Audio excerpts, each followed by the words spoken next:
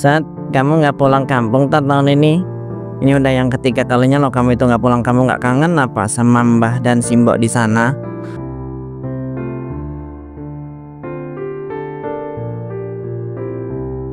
Kayaknya nggak debut, kerjaan lagi numpuk, tugas lagi padat-padatnya, lagian ya lebaran di sini juga enak, banyak diskon dan banyak makanan melimpah. Tapi kan Simba dan Simbo pasti kangen, Bud. Lebaran itu bukan cuma soal makanan aja, tapi soal kebersamaan dan kasih sayang. Kasian lah Simbo yang nggak pernah lihat kamu belakangan ini. Iya ya, ya udah deh, nanti aku pulang, tapi setelah lebaran mungkin baru bisa ke sana, soalnya tiket mahal, mending dihemat-hemat dulu sampai harganya turun. Simo pasti ngerti kok sama keadaanku. Satrio, terserah kamu lah, maunya gimana.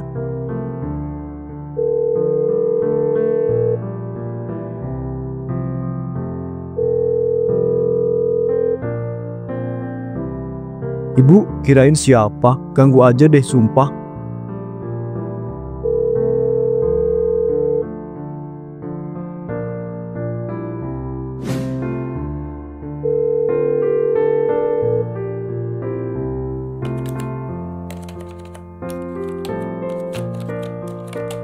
Loh, kok nggak diangkat, Sat? Itu dari Simbo loh.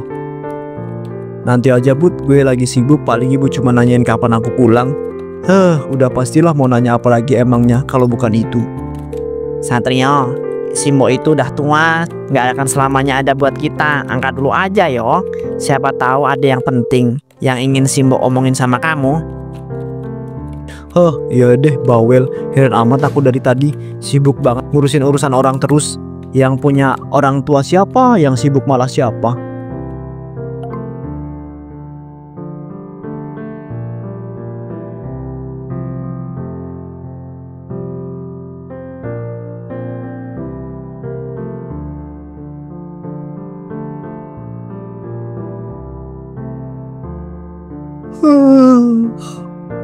Ibu emang gitu ya, suka lebay, kangen dikit langsung suruh pulang. Padahal kalau gue pulang juga cuma beberapa hari doang, habis itu balik lagi ke kantor ini. Emang duitnya cuma dihambur-hamburin gitu aja.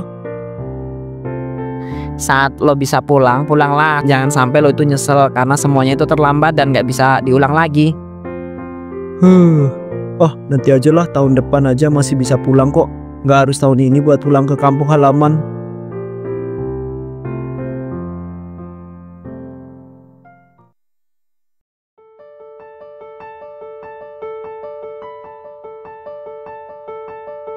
Nak, kamu jadi pulang nggak tahun ini?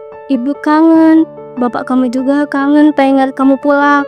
Kamu pulang ya tahun ini, bisa kan? Aduh Bu, kan aku udah pernah bilang kayaknya aku itu nggak bisa Bu. Aku tuh sibuk banget. Tahun depan aja ya, pasti aku pulang kok. Nanti aku kirim uang THR aja ya buat beli apa-apa, oke? Ibu masakin rendang kesukaan kamu loh nak.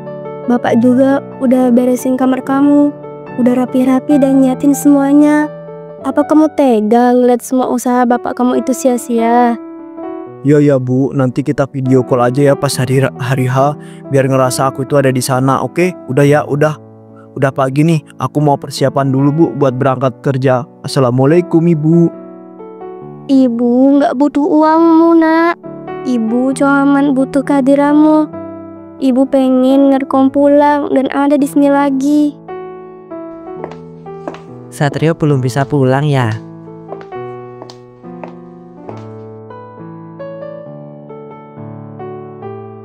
Gak apa-apa, yang penting dia sehat di sana.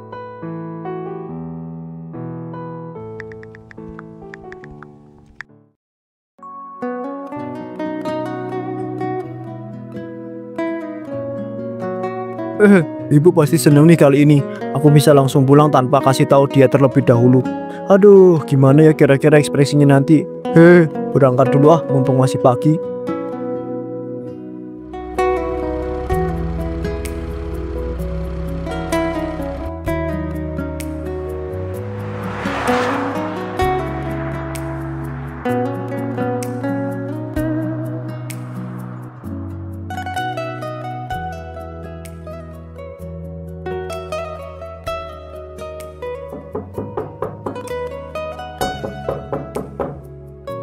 Bapak sama ibu pasti seneng banget nih lihat aku tiba-tiba pulang, apalagi adik.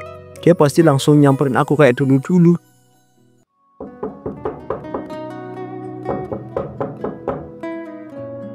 Assalamualaikum Pak, Bu. Adik pulang, aku pulang nih. Assalamualaikum Pak, Bu, adik, aku pulang nih. Halo. Kok nggak ada yang jawab ya? Pak, Bu, Bapak sama Ibu kemana sih? Adik, kok sepi banget nggak ada orang? Loh, Nak Satrio? Ini Nak Satrio kan? Ya Allah Nak, akhirnya kamu pulang juga. Iya Bu, emang ngomong-ngomong Bapak aku kemana ya Bu? Kok rumah sepi banget kayak nggak ada penghuninya? Adaku juga nggak ada, pada kemana ya Bu semuanya?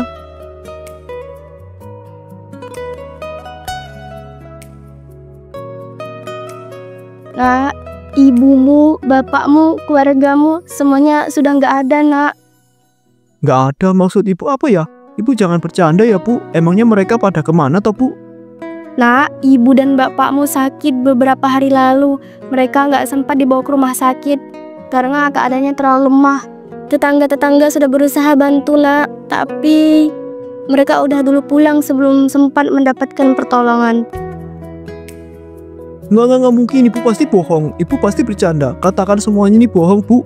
Keluarga aku pasti masih ada kan di suatu tempat Bu. Bu, jangan bohong Bu. Bu. Adikmu juga Nak, dia sempat jaga bapak dan ibumu waktu mereka sakit. Tapi karena kecapean, dia malah ikut sakit dan semuanya pergi dalam waktu yang berdekatan. Nggak mungkin. Nggak mungkin Bu. Maaf, harusnya aku ada di sini. Harusnya aku pulang tahun lalu. Nah, mereka semua pergi dengan tenang. Yang terpenting sekarang kamu harus ikhlas dan mendoakan mereka terus. Mereka udah tenang di sana. Tinggal kamu yang harus kirim doa kepada mereka.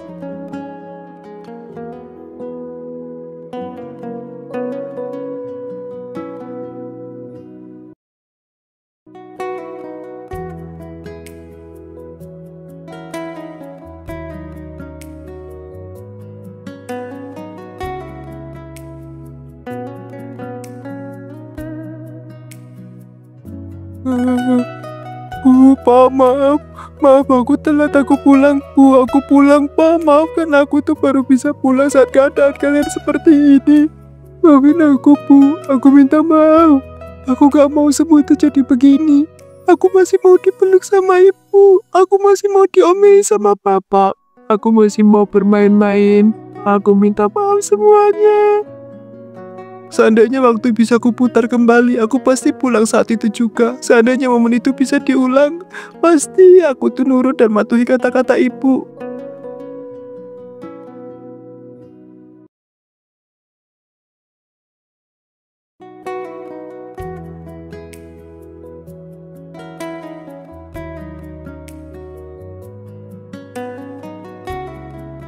Maaf ya Bu, aku baru sadar ternyata aku tuh dulu sebodoh itu. Aku tuh gak sadar kalau uang itu gak bisa selamanya ada.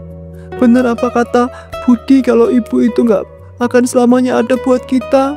Bu, aku masih ingat rendang buatan ibu wangi, empuk, bumbunya meresap. Aku selalu bilang rendang warung lebih enak.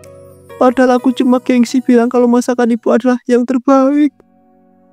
Dion, maaf ya, waktu kecil kakak selalu marah kalau kamu ikut-ikutin kakak main kemana sama temen-temenku. Aku itu gak pernah bilang ini ke kamu, tapi sebenarnya aku bangga punya adik seperti kamu. Makasih ya, karena sudah selalu mengisi hari-hariku.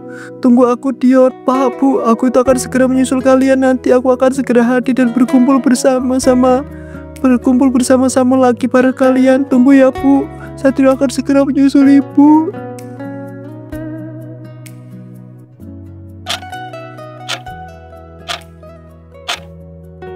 Buat apa aku tuh masih hidup? Aku sudah kehilangan segalanya. Aku itu gak punya siapa-siapa lagi di dunia ini. Semua orang yang aku sayang sudah pergi. Lebih baik aku tuh menyusul mereka saja, biar aku tuh bisa minta maaf langsung ke mereka.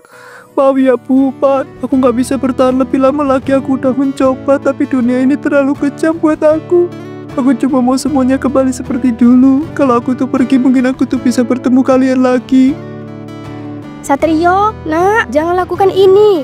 Aku tahu kamu sedang sedih. Aku tahu hatimu hancur. Tapi ini bukan jalannya. Tolong buka pintunya, Nak. Kamu gak sendiri. Aku di sini untukmu, Satrio. Bu Siti, kenapa ibu ada di sini? Aku tuh gak mau siapa-siapa melihatku dalam keadaan begini. Aku itu cuma mau tenang. Aku udah capek, Bu. Aku tuh udah capek. Harus bangun setiap hari dan hidup dalam penyesalan yang sama. Satrio, dengarkan ibu. Kamu berpikir ini adalah satu-satunya jalan. Tapi tidak. Kau masih punya kesempatan untuk hidup. Kau masih bisa berbuat sesuatu. Jangan biarkan rasa bersalah menghancurkanmu. Ibumu pasti gak ingin kamu melakukan ini. Tapi aku tuh gak bisa, Bu. Aku tuh udah coba terus bertahan. Tapi semua tetap sama rasa sakit. Ini tidak hilang. Kalau makin menyiksa, aku cuma mau berhenti merasa seperti ini. Aku cuma mau pergi dari semua rasa ini, Bu. Satrio, nak, kamu gak sendiri. Kau masih punya aku. Kau masih bisa bertahan. Kalau kamu gak kuat, aku yang akan menemanimu. Aku gak akan membiarkanmu sendirian. Jangan pernah berpikir kamu sendirian, nak. Aku ada di sini untukmu. Bu, aku udah gak sanggup lagi. Aku menyesal banget, Bu. Aku harusnya pulang lebih cepat. Aku harusnya dengerin mereka. Aku bodoh, Bu. Aku kehilangan semuanya. Dan itu semua salah aku sendiri. Aku tuh gak bisa memaafkan diri sendiri. Nak, menyesal itu wajar. Semua orang pernah menyesal. Tapi mereka gak akan tenang kalau kamu menyiksa diri sendiri seperti ini. Mereka pasti ingin melihatmu bahagia, Satrio. Jangan biarkan penyesalan menghancurkan dirimu. Jangan sakiti dirimu. Aku cuma mau minta maaf, Bu. Aku mau semuanya itu balik lagi. Aku rela melakukan apa saja. Kalau bisa balik ke waktu dulu. Aku itu gak mau hidup dalam rasa bersalah terus-terusan. Aku cuma mau mereka tuh tahu. Aku itu benar-benar menyesal. Satrio, nak, waktu gak bisa diputar. Kita gak bisa kembali ke masa lalu. Tapi kamu masih bisa melakukan sesuatu. Kalau kamu masih hidup, kamu bisa mendoakan mereka, berbuat baik atas nama mereka. Jangan siksa dirimu terus-menerus.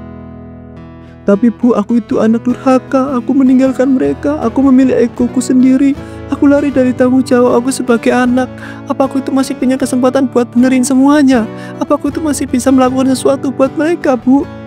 Nah, Tuhan itu maha pengasih. Kesempatan selalu ada buat mereka yang mau berubah. Kalau kamu benar-benar menyesal, maka gunakanlah hidupmu untuk berbuat kebaikan. Jangan terus terjebak dalam kesedihan. Hidupmu bukan berakhir, Satrio. Kau masih bisa menebus semuanya dengan caramu. Hari-hari berlalu, sejak kejadian itu Satrio jadi semakin tertutup dan mengunci diri di kamar. Nyaris tak pernah keluar. Bu Siti kemudian datang membawakan makanan, tapi seringkali ia hanya menemukan makanan itu masih utuh di depan pintu. Dan hanya keheningan saja yang menyambutnya. Kalau aku tuh pulang lebih cepat, kalau aku tuh angkat telepon ibu, kalau aku tuh gak pergi, mungkin mereka itu masih ada. Mungkin semuanya masih seperti dulu. Kenapa aku tuh bego banget ya? Kenapa aku tuh gak sadar dari awal? Satrio, nak, kamu gak boleh begini terus. Kau masih punya kehidupan. Aku tahu kamu sakit, aku tahu kamu terluka, tapi kamu gak sendiri. Aku di sini buat kamu. Gak ada gunanya, Bu. Gak ada gunanya lagi, mereka itu udah pergi. Aku yang harusnya pergi, bukan mereka. Aku gak punya tujuan lagi. Aku cuma beban. Aku cuma penyesalan yang berjalan. Aku gak pantas hidup. Nah, gak ada manusia yang gak pernah salah. Hidup ini bukan cuma tentang masa lalu, tapi juga tentang bagaimana kita bangkit. Kamu masih bisa hidup, Satri. Kau masih bisa melakukan sesuatu buat mereka, buat dirimu sendiri. Hidup? Hidup buat apa, Bu? Aku tuh udah gak punya siapa-siapa. Gak ada yang butuh aku lagi. Aku cuma bayangan, cuma sisa dari sesuatu yang udah hancur. Aku lelah, Bu. Aku capek banget. Kamu salah, Satrio. Masih ada yang butuh kamu. Masih ada yang peduli.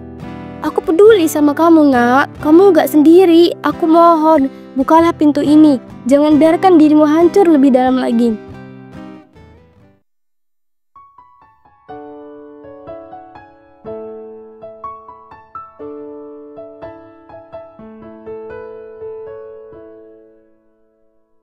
Ibu Siti, Satrio mengalami depresi berat. Dia juga menunjukkan tanda-tanda gangguan kejiwaan. Keadaannya sudah cukup kritis. Jika tidak segera ditangani dengan serius, kondisinya bisa semakin memburuk dan beresiko membahayakan dirinya sendiri. Dan ini situasi yang harus kita tangani dengan cepat, Bu. Apa masih bisa disembuhkan, dok? Saya nggak sanggup lihat dia seperti ini. Dia anak baik. Hanya saja dia terlalu terpuruk dengan penyesalan. Tolong, dok. beritahu saya apa yang bisa saya lakukan untuk menyelamatkan dia.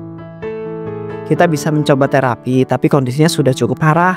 Dia harus tetap dalam pengawasan ketat karena pasien dengan depresi berat seperti ini rentan mengalami pikiran-pikiran yang berbahaya. Saya sarankan dia itu dirawat di rumah sakit khusus supaya dia itu bisa mendapat perawatan yang terbaik. Nak, dengar ya. Aku gak akan ninggalin kamu. Aku akan tetap ada di sampingmu. Aku tahu ini sulit, tapi kamu harus berjuang. Aku mohon Satrio, bertahanlah. Jangan menyerah. Aku gak mau kehilangan kamu juga. Aku nggak tahu harus gimana, Bu. Aku udah capek rasanya kayak tenggelam di dalam lautan yang nggak ada dasarnya. Aku udah nggak bisa merasakan apa-apa. Semuanya hambar. Aku nggak yakin aku tuh bisa sembuh. Kamu pasti bisa, Nak. Pelan-pelan, sedikit demi sedikit. Aku percaya kamu bisa melewati ini. Jangan biarkan rasa bersalah menghancurkan hidupmu. Kau masih punya kesempatan untuk memperbaiki semuanya. Yang penting, kamu harus mau mencoba. Satrio, kamu itu nggak sendirian. Kami semua ada di sini buat membantumu. Aku janji, kalau kamu itu mau berusaha, kita bisa menemukan jalan keluarnya. Ini bukan akhir, tapi awal perjalananmu untuk bangkit lagi. Percayalah, kamu masih bisa diselamatkan.